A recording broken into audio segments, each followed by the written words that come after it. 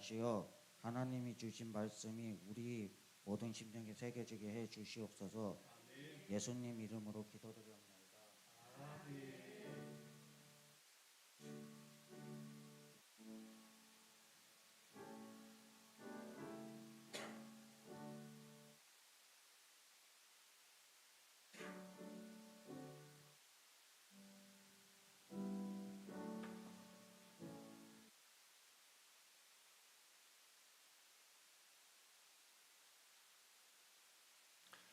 하나님의 말씀 함께 보도록 하겠습니다. 고린도 후서 1장 3절에서 9절까지 말씀입니다. 고린도 후서 1장 3절에서 9절까지 말씀입니다. PPT에 다 나와 있습니다. 네, 보여주시기를 바라고요. 성경으로는 286페이지, 신약 성경의 286페이지에 있습니다. 우리 한 구절씩 함께 교독하도록 하겠습니다. 찬송하리로다. 그는 우리 주 예수 그리스도의 하나님이시요 자비의 아버지시요 모든 위로의 하나님이시며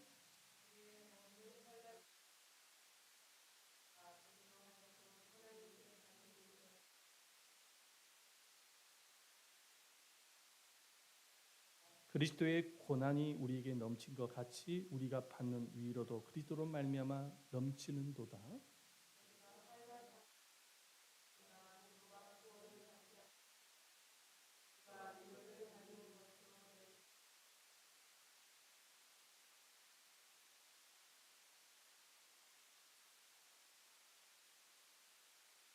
너희를 위한 우리의 소망이 견고함은 너희가 고난에 참여하는 자가 된 것 같이 위로에도 그러할 줄을 알미라.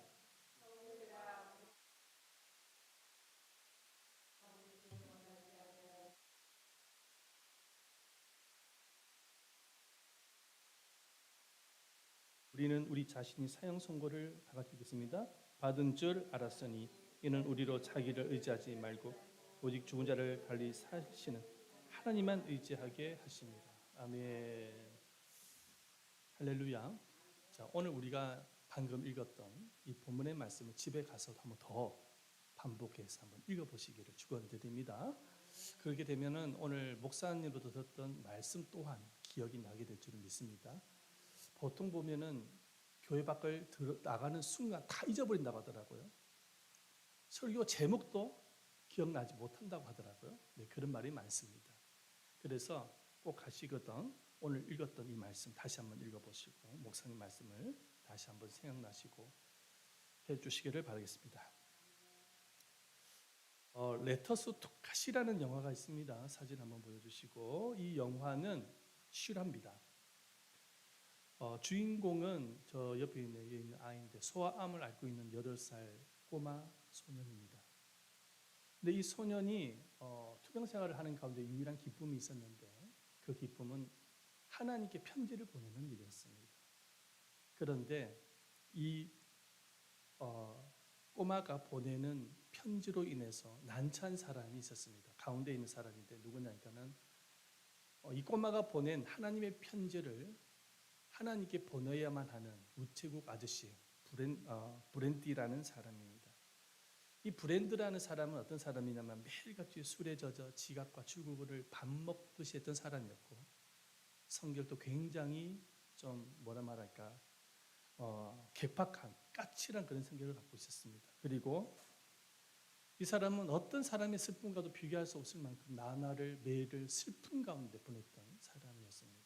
그 이유가 뭐냐면은 이 브랜드라는 사람은 하루는 집에서 차를 후진을 하다가 그만 자기 아들을 치어서 죽게 만들었습니다. 그 사건 이후로 슬픔의 나날을 보내는데 한번 생각을 해보시기를 바랍니다. 사랑하는 아들을 아버지가 후진을 하다가 치어서 죽게 한 것입니다. 그 사건 이후로 나날을 술로 인생을 살아가는 것입니다. 슬픔의 인생을 살아가는 것입니다. 그런데 이렇게 슬픔의 나날을 보냈던 이 브랜드라는 사람에게 큰 용기와 힘을 줬던 사람이 누구냐면 그 8살 꼬마 소년이었습니다.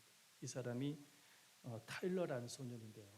이 소년이 보낸 그 하나님께 보낸 편지를 읽고 큰 위로를 받고 난 이후에 힘과 용기를 갖게 되진 거예요.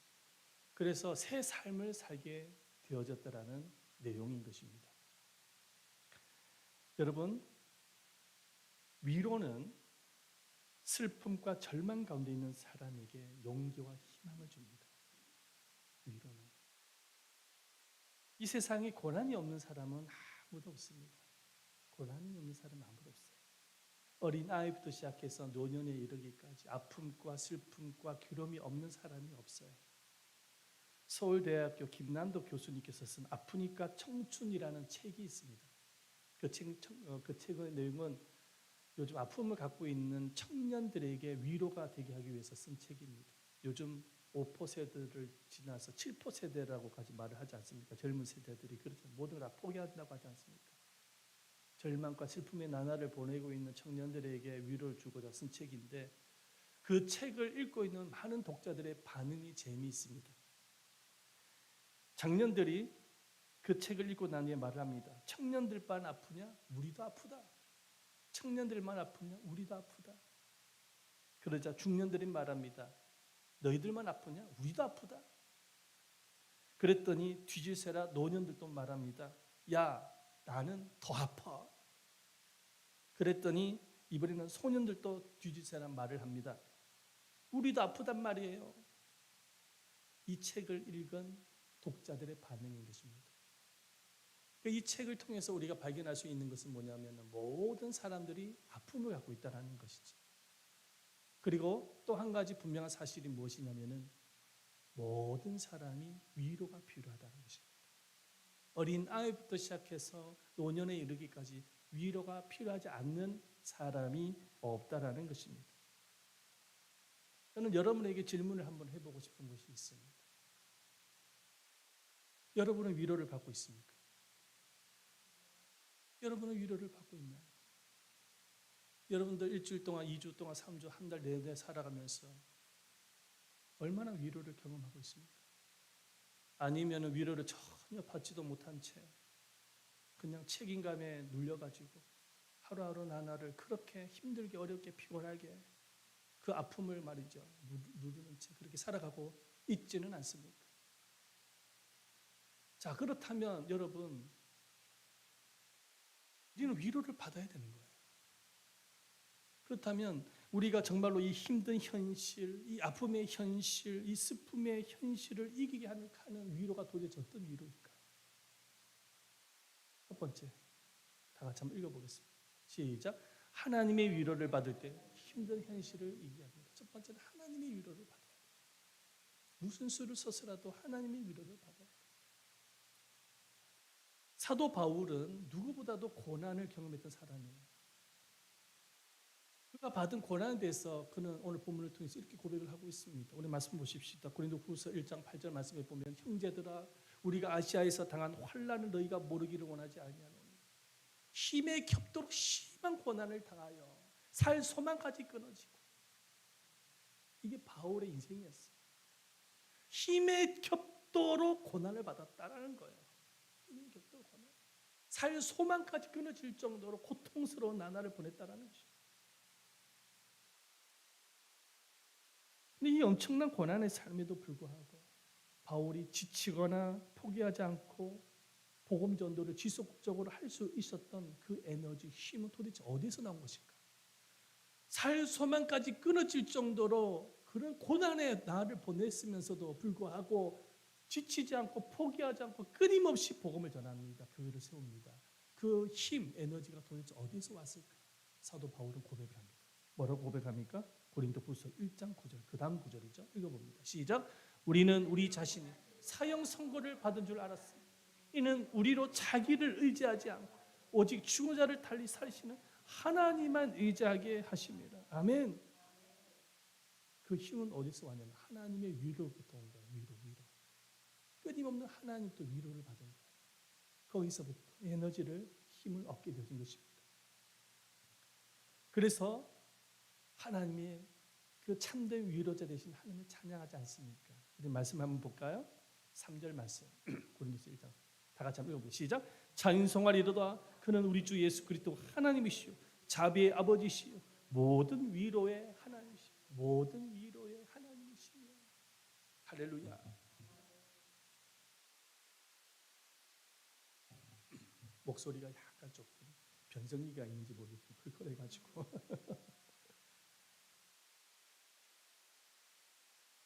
하나님이 위로가 있었기 때문에 지칠 줄 모르고 포기할 줄 모르고 힘을 내어서 복음을 전할 수 있었던 거예요. 하나님의 위로를 받는 게 그렇게 중요한 겁니다. 응? 하나님의 위로를 받는 게 그렇게 중요한 거예요. 고난 가운데 있는 주의 자녀에게 하나님이 위로를 주시는 이유가 있어요. 이유가 뭐냐면 하나님은 하나님의 자녀를 너무 사랑하세요. 자기의 목숨보다 더 사랑하십니다.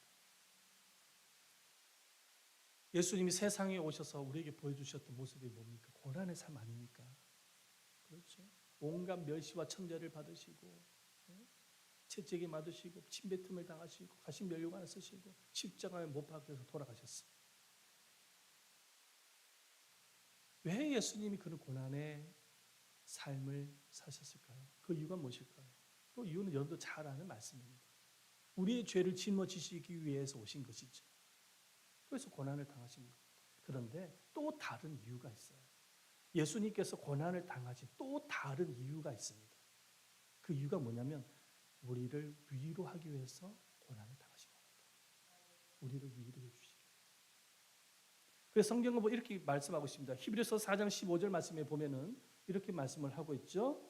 우리에게 있는 대제사장은 우리의 연약함을 체휼하지 못하실 이가 아니요 모든 일에 우리와 똑같이 시험을 받으신 이로되 죄는 없으십니다. 자, 이 말씀 속에서 우리가 눈여겨봐야 될 단어가 있습니다. 체휼이라는 단어입니다. 이 체휼이라는 단어 뭐냐? 몸소 경험을 하셨다는 거. 이 말씀을 번역을 하면 이렇습니다. 보여주세요. 예수 그리스도가 우리의 모든 고난을 몸소 경험해 보셨기 때문에 우리의 고통을 잘 아시고 넉넉히 이길 힘을 주십니다. 할렐루야. 그러니까 예수님이 몸소 고난을 경험을 하셨기 때문에 이 땅의 고통 가운데 있는 하나님의 자녀의 고통을 몸소 아시는 거예요. 그래서 힘을 주시는 거예요. 에너지를 주시는 거예요. 위로를 해주시는 것입니다. 예수님께서 고난을 당하신 또 다른 이유가 뭐냐면은 우리를 위로해 주시기 위해서 몸소 경험하신 겁니다. 하나님은 고난 당할 필요가 없어요. 전지전능하신 분이 뭐 답답해서 고난을 당합니까? 얼마든지 고난을 피하실 수 있어요. 인간의 몸으로 오셔가지고 우리가 똑같은 고난을 당하신 거예요. 똑같이 상처받으시고 똑같이 육체적인 고통을 당하시고 똑같이 질병을 앓으시고 똑같이 죽음을 맛보신 것입니다. 왜 그러셨을까요? 우리를 위로하기 위해서 하셨습니다. 부활하신 예수님께서 성령님을 우리에게 보내주셨잖아요. 그렇죠? 성령님을 보내주셨어요. 그 성령님을 보내주신 여러 이유가 있습니다. 대표적인 이유는 뭐냐면은 복음을 전해서 교회를 세우기 위한 목적입니다. 이게 가장 큰 대표적인 목적이에요. 우리 예담 제자교회도 성령님께서 세우셨다는 사실을 믿으시기를 바랍니다. 성령님이 교회를 세우시기 위해서 복음을 전파하기 위해서 하나님이 보내주신 영입니다. 자, 그런데 부활하신 예수님이 보혜사 성령님을 보내주신 또 다른 이유가 있습니다. 바로 우리를 위로해 주시기 위해서 보내주신 거예요. 그래서 성령님을 보혜사라고 하는데 이 보혜사라는 용어를 한번 보십시다. 보여주세요. 영어 성경으로 이 comfort라고 단어를 쓰는데 뜻은 위로자입니다. 위로자. 여러분 성령님이 지금 어디 와 계시나요? 여러분들 안에 와 계십니다. 여러분들이 예수를 영접하고 믿고 있으면은 성령님이 여러분들 안에 좌정하고 계시는 것입니다. 그 왜 오셨을까요? 우리를 돕고 변호하고 우리를 위로하기 위해서 오신 하나님의 위로의 영이신 거예요. 우리를 위로해 주시기 위해서 우리 가장 가까이 와 계시는 거예요. 그래서 하나님의 위로를 받아야 돼요. 자, 오늘 말씀에 보면은요. 로마서 8장 26절 말씀에 보면 사도 바울이 이런 고백을 하죠. 다 같이 읽어보세요. 시작. 이와 같이 성령도 우리의 연약함을 도우시나니 우리는 마땅히 기도를 바를 알지 못하나 오직 성령이 말할 수 없는 탄식으로 우리를 위하여 친히 간구하십니다. 할렐루야. 우리 안에 계시는 성령님이 말할 수 없는 탄식으로 간구하신대요. 왜? 나오잖아요. 우리의 연약함을 뭐 하시기 위해서? 도우시기 위해서 간구하신다. 우리를 위로하시기 위해서 간구하신다. 그래서 주님의 위로를 받아야 되는데 저는 여러분들에게 질문하고 싶은 것은 주님의 위로를 받고 있냐고요. 주님의 위로를 경험하고 있습니까? 그런데 그 위로를 누가 경험을 할 수 있느냐? 누가 받을 수 있냐? 사도 바울처럼 주님께 날마다 가까이 오는 사람만이 받을 수 있는 거예요. 찾는 이가 받게 되어지는 것이지 분주하고 바빠서 기도도 하지도 않고 말씀도 보지도 않고 예배도 드리지도 않고 세상에 빠져가지고 그렇게 살아가면은 하나님께서 위로를 주고 싶어도 위로를 줄 수가 없는 겁니다. 내가 선택한 일이기 때문에. 하나님의 인격적인 분이시기 때문에 우리가 항상 우리가 믿음으로 선택하기를 원하시는 기다리고 계시는 것입니다. 여러분들이 정말로 주님의 위로를 경험하고 싶으면 주님께 가까이 나오셔야 되는 것입니다. 아무리 바빠도 매일 하나님 앞에 무릎을 꿇고 엎드리셔야 돼요. 할렐루야. 일주일 동안 전혀 엎드리지도 않고 말씀을 보지도 않고 듣지도 않고 예배하지도 않고 일주일 동안 세상에 파묻혀 살다가 주일날에 딱 와서 이렇게 하면은 그렇게 하나님의 은혜가 임할 수 있겠습니까? 사도 바울은 극한 고난에서도 주님의 위로를 기대하며 기도하였을 때 주님의 위로가 사도 바울에게 임하게 되어집니다. 자, 어떤 위로가 임하는지 볼까요? 10절 말씀이죠. 읽어보면 시작. 그가 이같이 큰 사망에서 우리를 건지셨고, 큰 사망에서 건지셨다. 복음 전파하다가 아마도 목숨을 잃을 수 있는 아주 큰 위기가 있었던 것 같습니다. 그런데 그 사망에서 건지셨다. 이 위로보다 더 큰 위로가 어디에 있을까? 우리가 주님 앞에 기도했을 때 하나님은 여러 가지 방법으로 우리를 위로하십니다. 믿으시길 바랍니다. 우리의 마음을 위로하세요. 우리의 질병을 치료하면서 위로하시기도 하시고요. 사람을 통해서 위로하시기도 하시고요. 환경을 통해서 위로하시기도 하시고요. 기도응답을 통해서 위로하시기도 하시고, 할렐루야, 위로하시는 하나님이시고.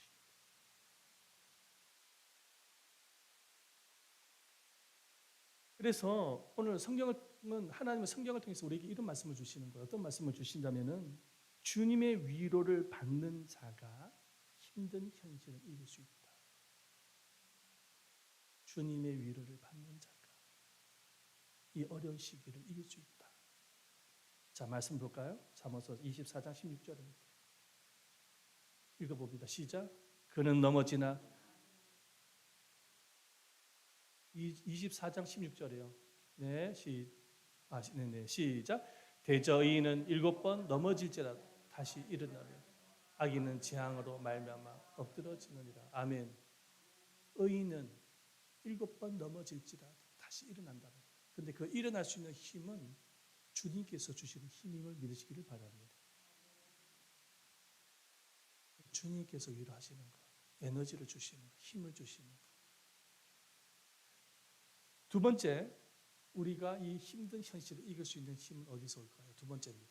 다 같이 한번 읽어보시죠. 시작. 교회의 위로를 받을 때 힘든 현실을 이길 수 있습니다. 뭐라고요? 시작. 교회의 위로를 받을 때 힘든 현실을 이길 수 있다. 자, 그렇다면 주님의 위로는 어떻게 올까요? 물론 성령님을 통해서, 말씀을 통해서, 여러 가지 기도의 은혜를 통해서, 응답을 통해서, 병치유를 통해서 여러 가지 방법으로 하나님께서 오십니다. 자, 그런데 이 위로는 성령님이, 하나님이 어떤 방법을 통해서 오시느냐? 바로 주님의 위로를 경험한 성도를 통해서 위로하게 하십니다. 자, 말씀을 볼까요? 4절 말씀이죠. 함께 읽어보세요. 시작. 우리의 모든 환난 중에서 우리를 위로하사 우리로 하여금 하나님께 받은 위로로서 모든 환난 중에 있는 자들을 능히 위로하게 하시는 이시로다. 아멘. 자, 이 말씀에서 우리가 눈여겨받을 것은 바로 이 말씀입니다. 우리로 하여금이라는 단어입니다. 우리의 모든 환난 중에서 우리를 위로하사 우리로 하여금, 여기 동글팡이 찍으십시오. 우리로 하여금.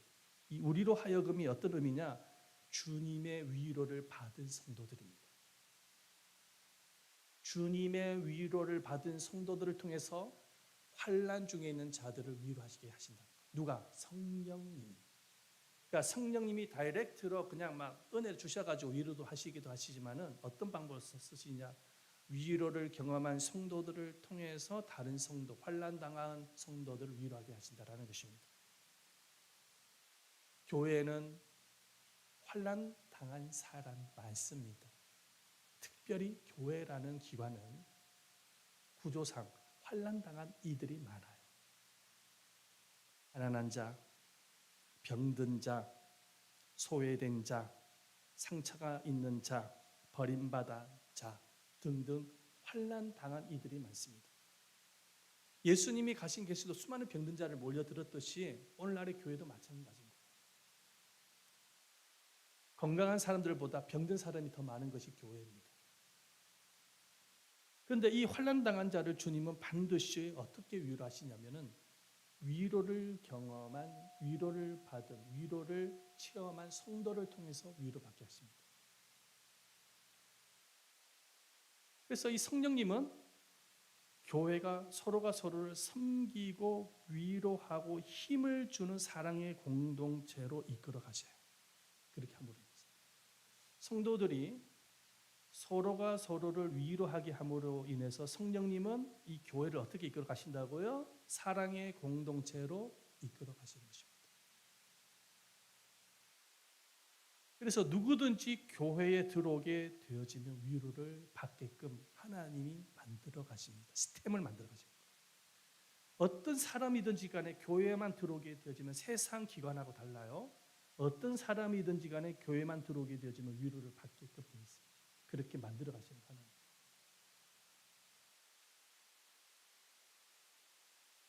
그러면서 모든 성도는 주님의 위로자로 인도하십니다. 여러분들 모두가 주님의 위로자가 되시기를 축원드립니다. 네, 주님 서로가 서로를 위로하게끔 만들어 가십니다. 그래서 아름다운 사랑의 공동체로 이끌어 가시는, 얼마나 아름답습니까? 교회가 그렇게 되어져 갈 때. 그래서 천국과 같은 교회가 되어져 가는 거예요. 천국은 어떤 곳일까요? 위로가 많은 곳 아닙니까? 할렐루야. 위로가 많은 곳이 천국인 것이죠. 사도 바울은 자신이 당한 모든 고난은 다른 사람을 위로하기 위한 하나님의 뜻이라고 역설하고 있습니다. 말씀 보십시다. 6절 말씀이죠. 다 같이 읽어봅니다. 시작. 우리가 환난 당하는 것도 너희가 위로한 구원을 받게 하려는 것이요, 우리가 위로를 받는 것도 너희가 위로를 받게 하려는 것이니 이 위로가 너희 속에 역사하여 우리가 받는 것 같은 고난을 너희도 견디게 하느니라. 아멘. 우리가 환난 당하는 것도 너희가 위로와 구원을 받게 하려는 것이다. 사도 바울이 고난을 당하는 것도 사실은 이 고난으로 끝나는 것이 아니라 하나님 이 고난을 통해서 위로를 경험하게 하셔서 위로받은 자로서 또 다른 교회를 위로하도록 하기 위함이다. 이렇게 말씀하고 있는 것입니다. 여러분, 병이 있습니까? 질병이 있습니까? 하나님은 여러분들을 위로해 주셔가지고 그 질병을 치료하게 하신 이후에 여러분들처럼 아픔 가운데 있는 이들을 위로하기 위함이란 뜻으로 받아들이시기를 축원드립니다. 하나님은 여러분들을 위로하시기를 원하십니다.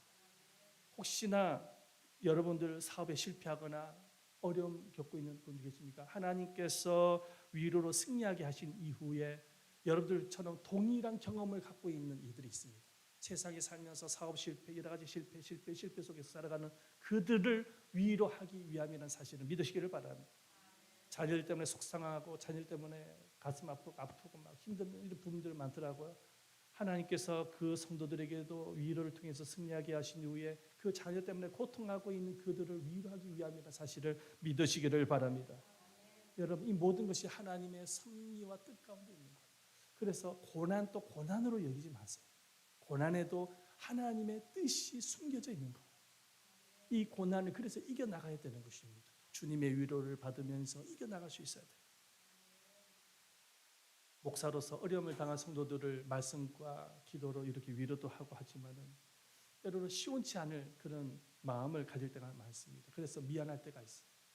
예전에 제가 우리 어떤 성도님이 병원에 입원을 하셔가지고 병원에 위문 간 적이 있습니다.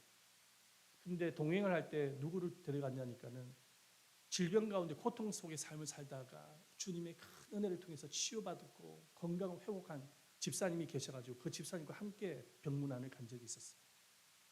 그래서 제가 병문에 가서 그 입원되어 있는 성도를 향해서 말씀과 기도로 위로를 많이 했습니다. 자, 그런데 위로를 했는데 제가 말씀과 기도로 위로를 한 것보다 그 병 치유를 받고 건강을 회복한 그 성도가 위로의 말 몇 마디 하니까 효과가 더 나타나더라고요. 하나님께서 그 성도를 통해서 위로하게 하시는 거예요. 모든 것은 하나님의 섭리가 있다는 사실을 믿으시기를 바랍니다. 그래서 하나님께서 교회를 향하여서 명령한 것이 있어요. 교회를 향해서, 교회는 건물이 아니라 저와 여러분이 교회임을 믿으시기를 바랍니다. 교회를 향해서 명령한 것이 있는데 그 명령이 뭐냐면 위로하라는 것입니다. 자, 말씀을 보십시다. 이사야서 40장 1절 말씀에 보면 이렇게 말씀하고 있습니다. 너희의 하나님이 이르시되 너희는 위로하라. 내 백성을 위로하라. 할렐루야. 오늘 이 예담 제자 교회는 하나님의 백성이 함께 출석하고 있습니다. 내 백성을 위로하라라는 거예요. 내 백성을 위로하라. 교회만 와가지고 그냥 막 인사만 하고 끝나는 것이 아니라 위로하라라는 것입니다. 위로하라. 감옥의 성도니 아픔이 없습니까? 기도하겠습니다. 위로하라. 주님이 주신 사명입니다. 이렇게 서로가 서로를 위로할 때 힘을 얻게 되집니다. 현실의 어려움을 이기게 되는 거예요. 그뿐만 아니라 교회도 힘을 얻게 되어질 거예요. 교회가 든든히 서가는 역사가 일어나게 되어지는 것입니다. 사도 바울이 세운 여러 교회들이 있었습니다. 그런데 사도 바울이 책망한 교회가 있었고 칭찬한 교회가 있었습니다. 사도 바울이 책망한 교회는 어떤 교회냐면 고린도 교회입니다. 이 고린도 교회가 큰 교회, 지금 대형 교회입니다. 큰 교회인데 책망을 받았어요. 왜 책망을 받았냐? 그 교회는 교회도 크고 성도 숫자도 많고 능력도 있고 은사도 있고 그런 게 많아요. 그런데 툭하면 다투고 싸우고 분열이 많았던 교회가 고린도 교회입니다. 그 성경을 읽어보면은 나는 아볼로파니 나는 바울파니 하면서 쫙 갈라지지 않습니까? 서로 맨날 싸우는 거야. 모이면 싸우는 거야. 그래서 사도 바울이 하도 답답해가지고 고린도전서 13장을 통해서 사랑을 이야기합니다. 너희가 방언을 하고 뭐 천사의 말을 하고 무슨 예언하는 능력이 있어도 사랑이 없으면은 뭐라고요? 아무것도 아니다. 고린도서 13장을 통해서 그 말씀을 하시죠. 책망하는 거예요. 자, 그런데 사도 바울이 칭찬한 교회가 있었어요. 그 칭찬한 교회가 어떤 교회냐? 데살로니가 교회였습니다. 이 데살로니 교회는 우리 교회처럼 작은 교회였어요. 그런데 이 데살로 교회는 그때 당시에 핍박이 많았어요. 교회를 핍박했습니다. 그 환란이 많았어요. 그런데도 불구하고 성도가 서로 사랑하고 섬기고 위로하면서 그 환란을 이긴 거예요. 그래서 사도 바울이 데살로니 교회를 칭찬합니다. 그리고 데살로니 교회가 그 환란에서 이겼다라는 소식을 접하고 큰 위로를 받았다고 편지합니다. 한번 말씀을 보십시다. 데살로니가전서 3장 7절 말씀이죠. 다 같이 읽어보세요. 시작. 이러므로 형제들 우리가 모든 궁핍과 환난 가운데서 너희 믿음으로 말미암아 너희에게 위로를 받아. 바울이 데살로니가 소식을 듣고 위로를 받았다. 목사가 언제 위로를 받느냐? 교회가 서로 사랑한다라는 소문을 들었을 때. 교회가 성도들이 서로 위로하고 서로를 위해서 중보하고 이런 소식을 접했어요. 교회가 성도들끼리 서로 협력해가지고 목사가 뭐 말도 하지도 않았는데 서로 협력해서 내 교회라고 주님이 주신 내 교회라 생각을 하고 최선을 다해서 교회를 세워가고 섬기고 이렇게 교회가 아름답게 세워져 갈 때 그 소식을 접했을 때 얼마나 내 인생에 그 기쁨보다 더 큰 기쁨은 없을까? 근데 저만 기쁠까요? 주님이 얼마나 기뻐하겠습니까? 왜 성도들이 모였는데 서로 모른 채 하고 또 어떤 교회는 보니까 뭐 비방하고 뭐 그런 교회도 있다고 하더라고. 험담하고 소식을 접하면은 가슴이 찢어지는 거예요. 사도 바울도 똑같은 거 아니겠어요? 사도 바울도 똑같은 거 아니겠습니까? 사랑하는 여러분, 우리 모두는 지금 어떤 시기를 살고 있냐면 힘든 시기를 살고 있습니다. 인정하시죠? 힘든 시기를 살고 있어요. 그리고요, 또 예언할까요?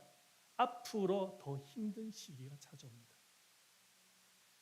주님이 오실 때가 가까이 오면 올수록 세상은 점점 더 힘들어질 겁니다. 그 이유가 뭐냐면 사단이 교회를 무너뜨리기 위해서, 성도의 신앙을 무너뜨리기 위해서, 한 사람이라도 더 지옥 백성으로 끌고 가기 위해서 수단과 방법을 안 가릴 겁니다. 자기 때가 가까움을 알고 있기 때문에. 그래서 영적으로 힘든 시기가 올 거예요. 분명히 옵니다. 영적으로 힘든 시기가. 신앙적으로 힘든 시기가 분명히 옵니다. 육체적으로도 힘든 시기가 분명히 옵니다. 경제적인 어려움, 힘든 시기가 분명히 옵니다. 환경적으로 힘든 시기가 오는 거예요. 나라적으로도 오는 거예요. 세계적으로도 힘든 시기가 옵니다. 앞으로 두고 보십시오. 가면 갈수록 정말 힘든 시기가 올 거예요. 그 힘든 현실을, 그 힘든 미래를 어떻게 이겨나가야 될까? 저 오늘 두 가지 여러분들에게 하나님의 메시지를 전합니다. 하나님의 배 가까이 나가셔야 됩니다. 하나님의 위로를 날마다 받으시기를 축원드립니다. 그 위로의 힘으로 힘든 시기를 이겨나가야 돼요. 그리고 교회가 서로가 서로를 섬기고 위로하면서 힘든 시기를 이겨나갈 수 있어야 됩니다. 오늘 이 시간에 우리가 함께 기도하기를 원합니다. 말씀 우리 찬송하면서 정말 하나님의 위로가 오늘 이 시간에 임하게 해주시고 우리가 이 힘든 현실을 이길 수 있는 힘을 달라고 함께 기도하기를 원합니다. 아멘. 우리 한번 이 시간에 함께 찬송하기를 원하는데요. 반주기 돌려주세요. 아까 우리가 함께 불렀던 찬송입니다. 내 진정 사모하는